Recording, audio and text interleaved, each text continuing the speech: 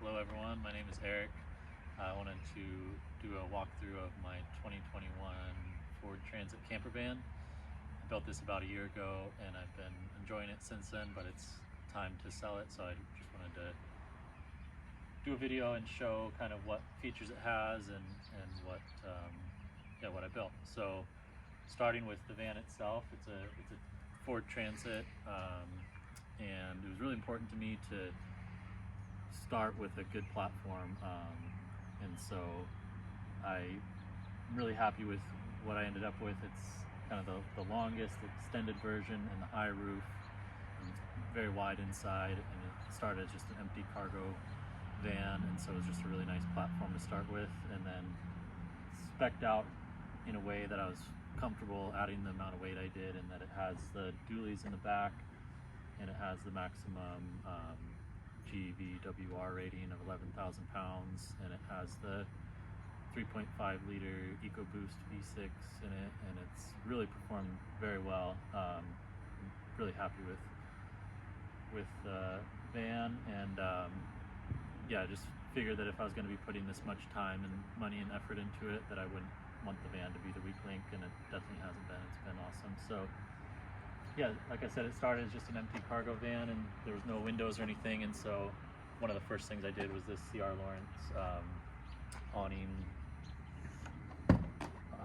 window, and it's nice to be able to open it and get some ventilation and airflow through there. And I like the awning style window that you can leave it open in the rain, and the rain will just shed off and you can still get your airflow, which is really nice. Another feature on the front here is this Fiamma awning.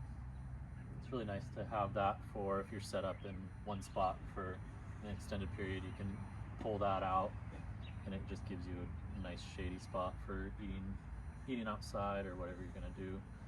And have this door open and be protected from the elements is really nice.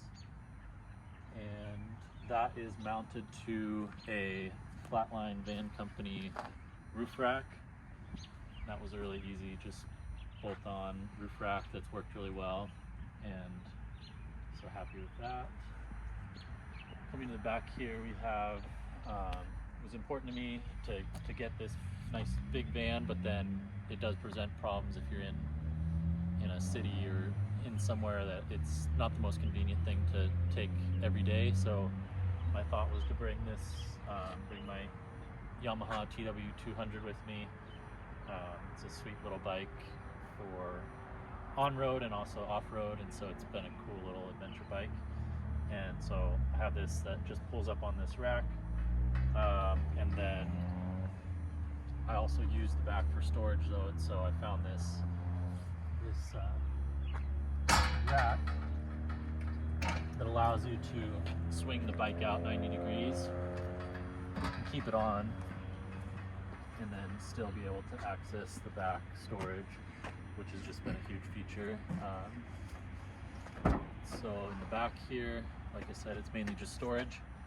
For my purposes, I was planning to work out of the van, and so I wanted to bring all my tools with me, or the most important ones, and so kind of built these drawers and this bed frame specifically for my pack out toolboxes and my saws and everything. But it's definitely very customizable in that you could remove drawers as needed. If you wanted more taller drawers, you could take out this one and have more height, or if you wanted to store a bike under here, you could take out this drawer and put your bike on this and have it slide out and have all that space.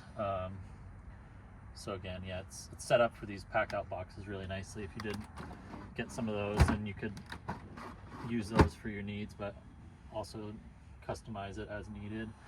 And they're all latched in here just with these little latches, and then they go back pretty far, which has been nice for just having all sorts of storage.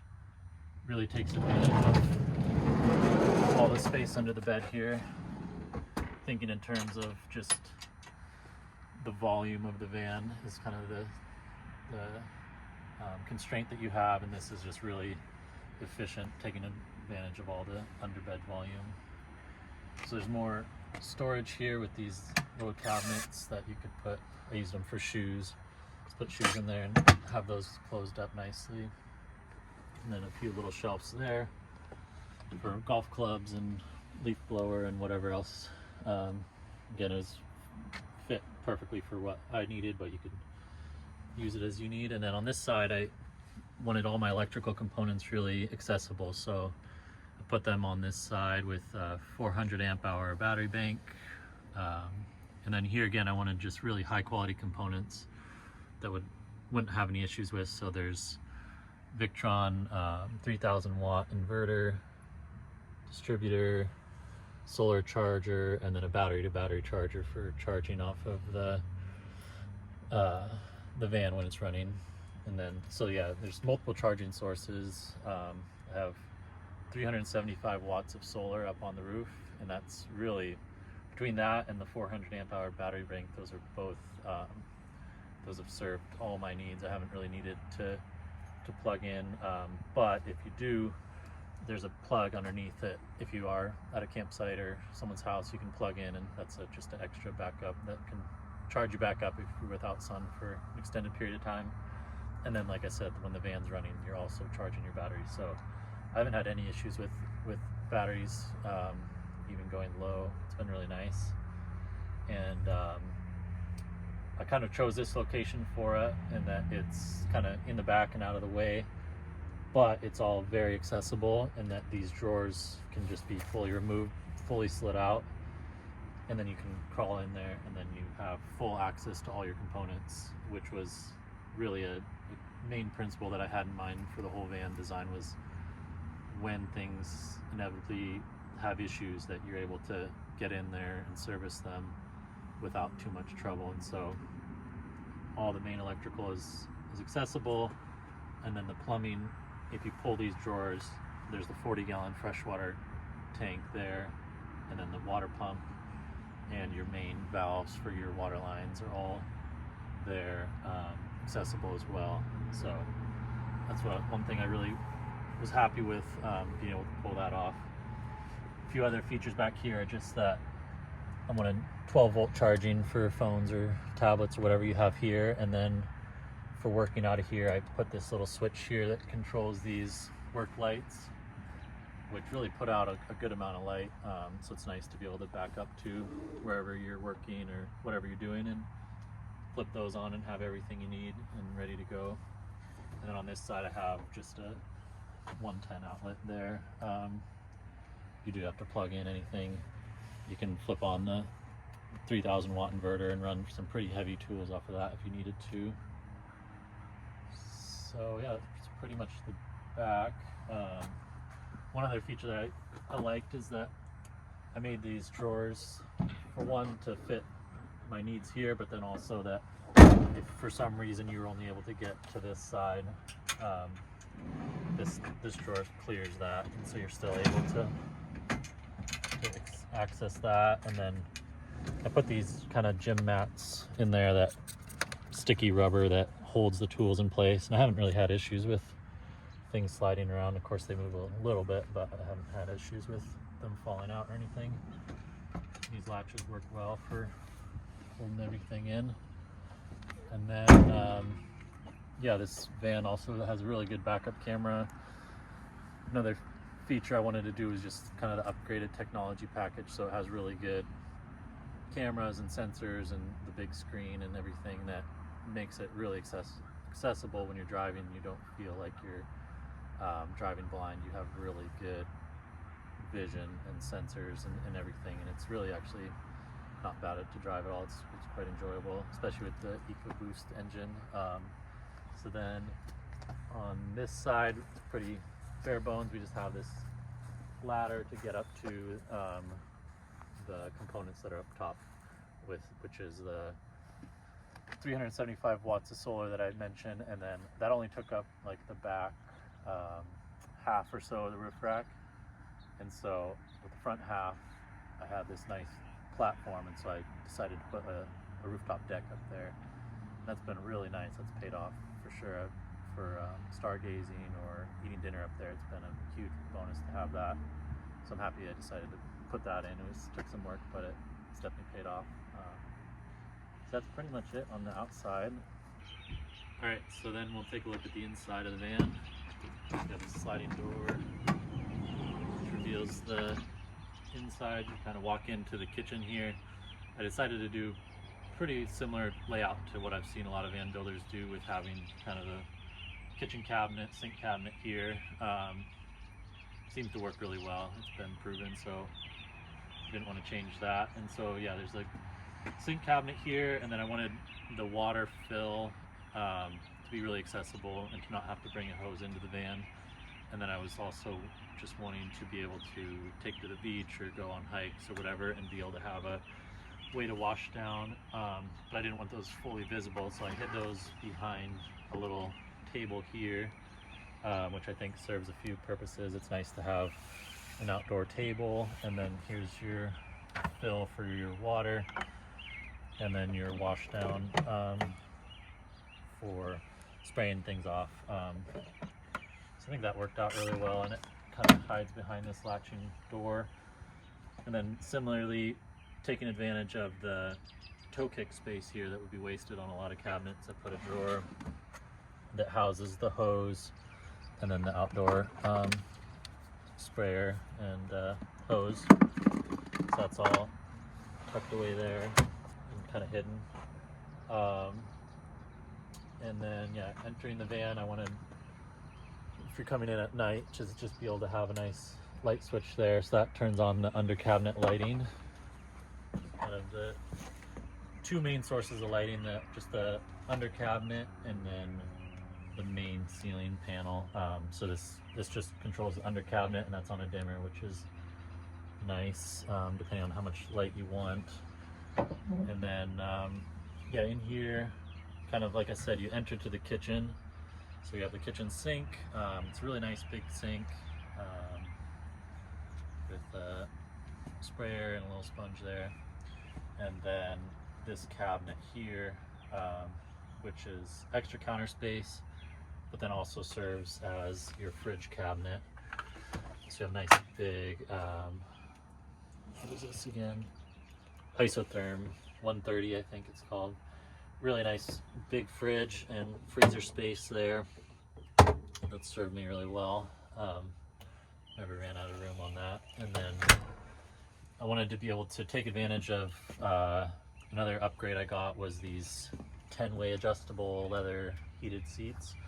Super comfortable, and so I didn't see any need to build in extra seating, but just take advantage of these. And so I put swivels on those to be able to use that for your seating. It is a little tricky. I haven't seen anyone else really doing it in the Ford Transit with the 10-way seats, putting swivels on, because you have all the electrical components and the parking brake here. So I was able to squeeze it in, but it's not the smoothest process to do it. You have to kind of adjust it as you're going. I wanted to show how that works, that you are able to do it with the door closed. I've seen a lot of people opening it, but it does swivel. It just takes a little maneuvering. And then now you have two seats here, really comfortable. And then this one has a little work table here for, yeah, if you have a laptop or you're eating or whatever, you're all set up here. And then another feature I wanted to do was kind of have a drawer here that somewhat hidden. I didn't put any latches on it or anything, but it has charging back there, so that if you did have laptops or phones or anything and you're going out hiking, you could throw them in that drawer and put them charging, so they're fully charged and hopefully somewhat hidden in this drawer. And then when you're working here, you have charging that's there, and you can route your cord out here and be all ready to go. So that's worked out well.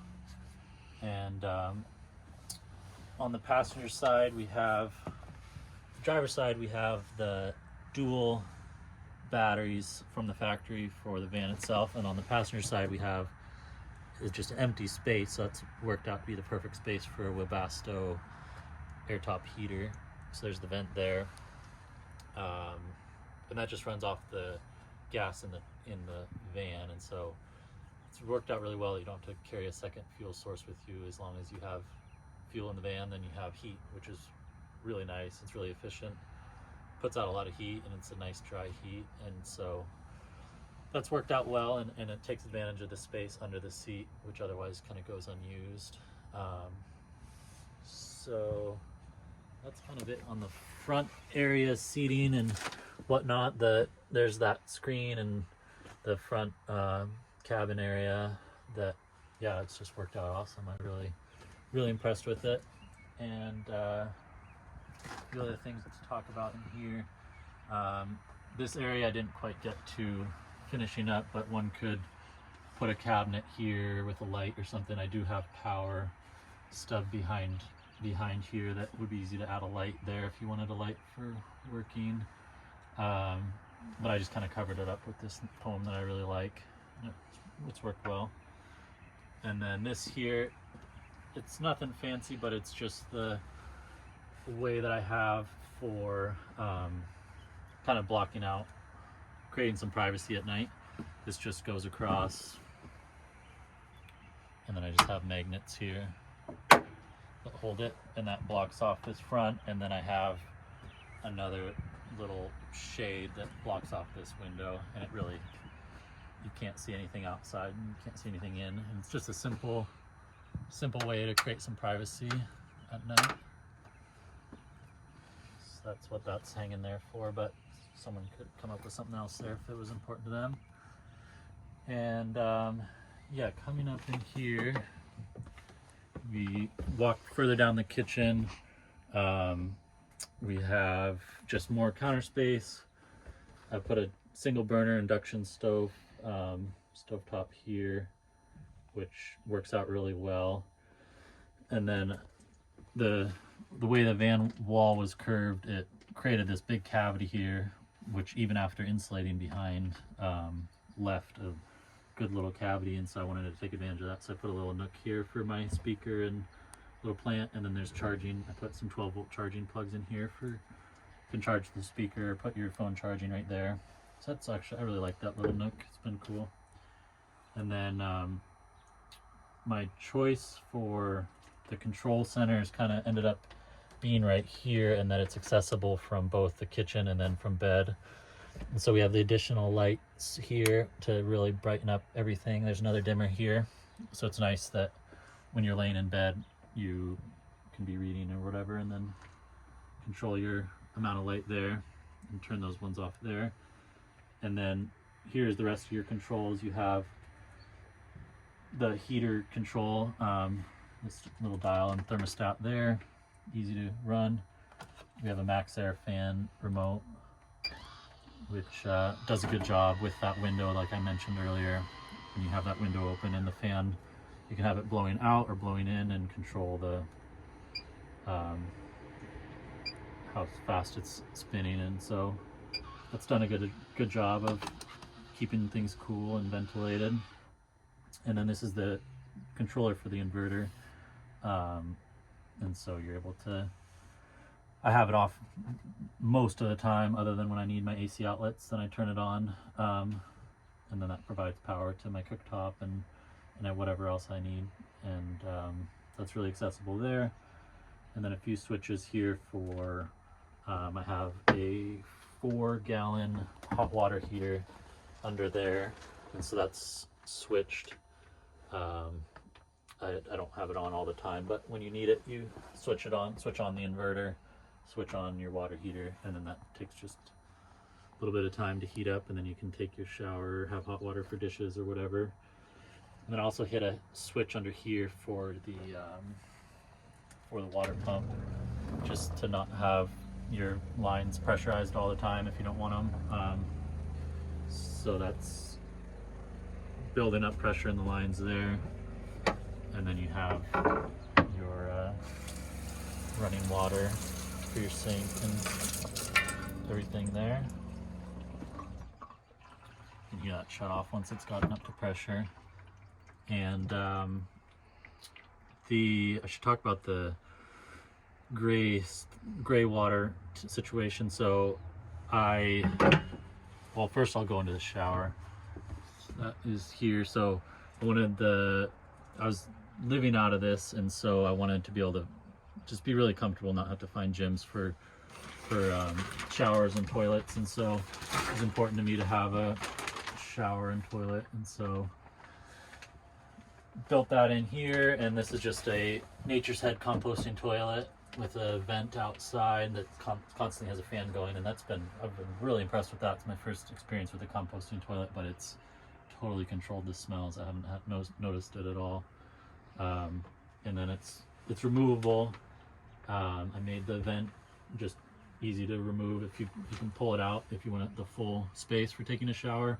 Otherwise, you can just shower with it in there, and it's just a handheld unit that you can shower with there.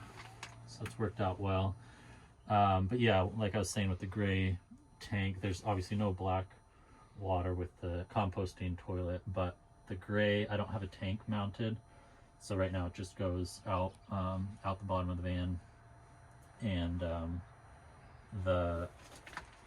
I do have this sink plumbed that it ties into that, and it routes the water into the shower pan out the same, so that if you did want to eventually do a tank, it all come out one opening.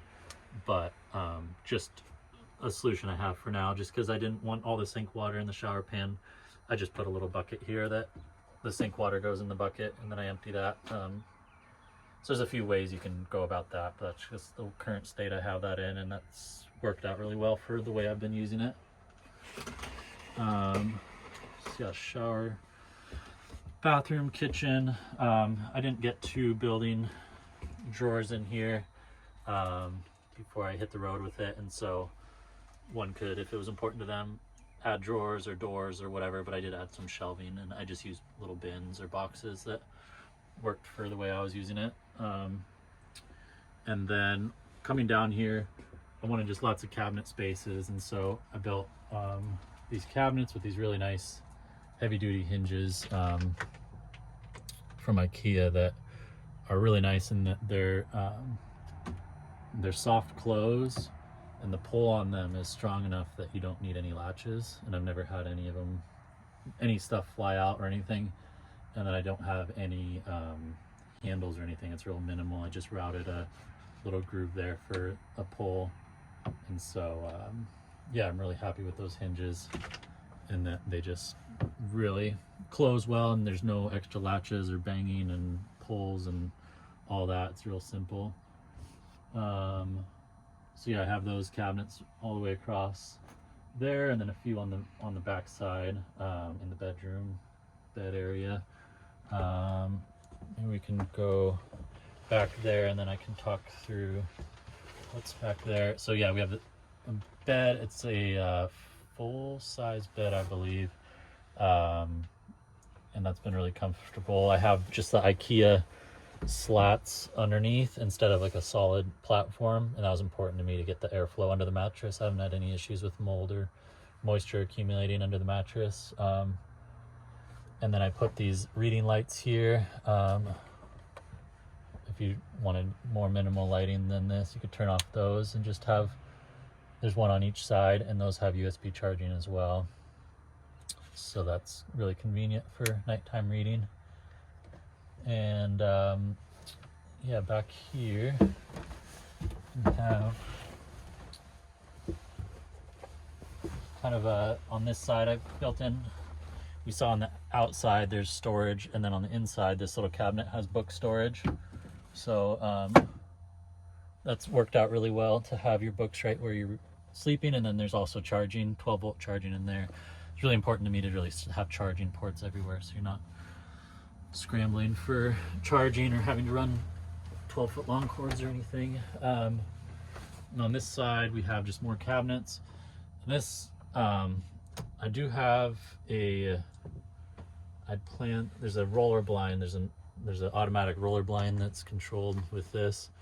I don't think it's on at the moment, but my plan was to do a projector, so that comes down automatically, and then you could do a projector on the opposite side, but it didn't work as well as I thought it would. So it's halfway implemented. If someone was important to them, they could add a projector and have that. So that's why there's that little cutout in those cabinets. And then in here we have kind of a closet space. So again, just easy access to your plumbing if you did ever have issues with your shower. You have all your water lines here, and then room for quite a bit of hanging space, which is nice. It's worked out well. And then again, another accessible thing is just your electrical panel here. So you have all your AC circuits and DC circuits there, all fused for what they, whatever line they're running to. So that's really worked out well to have that accessible there. And then, yeah, here's just extra storage down here. You could build extra drawers or things there, but I just put a box there and use that for storage that way. Yeah, any other features in here? Just this roof. Talk about this roof for a second. I really liked, it was kind of stumping me on how to, with the Ford Transit, you have these ribs running across that are kind of your main framing members. So I knew I wanted to secure to those, but then on the front it dives down, and so I wasn't sure how to deal with that. And so I ended up just trying to take advantage of the curve, and so I made this big panel and put these strips on it, and then bent the panel to conform to the curve in the roof. And I really like how that came out. It takes full advantage of as much headroom as you can get. And speaking of headroom, I'm 6'1" or 6'2", and plenty of space, and that was really important to me, to just be able to be comfortable and be able to fully walk around and whatever in here, not have to worry about hitting my head.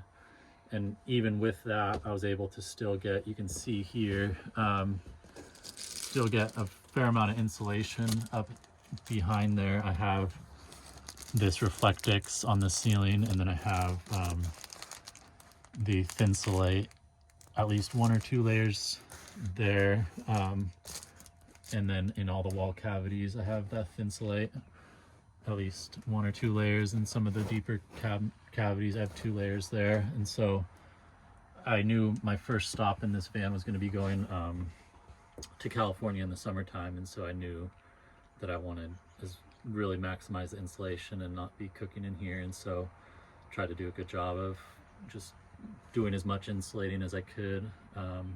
That's worked out really well. Yeah, here again, someone could do a cabinet here or something to cover this, but I was worried about bringing a cabinet out, and then when you come up you'd be hitting your head. So I just left this open, and I don't mind it at all. So there's an area there. Trying to think of anything else of importance in here.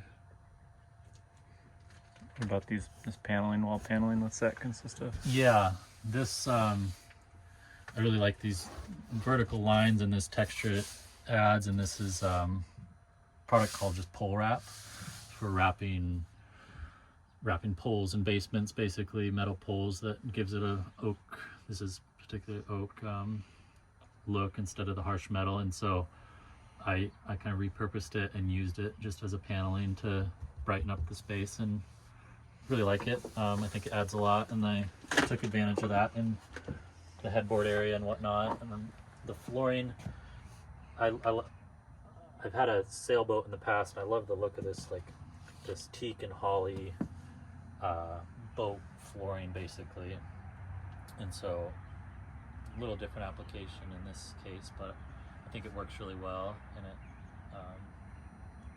yes, that's just a teak and holly floor there. And then just the edge banding out of metal to kind of hide the insulation. The floor also has I